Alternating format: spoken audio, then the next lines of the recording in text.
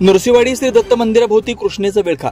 आज दिवसभर ऊन पावसाचा खेळ सुरू असला तरी शिरोळ तालुक्यातील कृष्णा पंचगंगेच्या पाणी पातळीत वाढच होताना दिसते।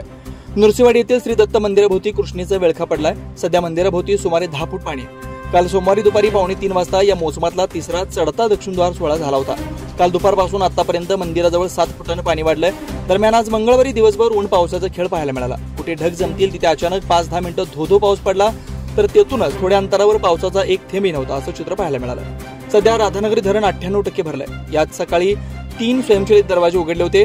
यातून 5784 क्युसेक प्रतिसेकंद विसर्ग सुरू होता। मात्र दुपारनंतर यातील एक दरवाजा बंद झालाय। सध्या 2 स्वयंचलित दरवाजे उघडे असून यामधून 4356 क्युसेक विसर्ग सुरू आहे। कोयना धरण 91% भरलंय, त्यामधून कोणत्याही प्रकारचा विसर्ग सुरू नाही।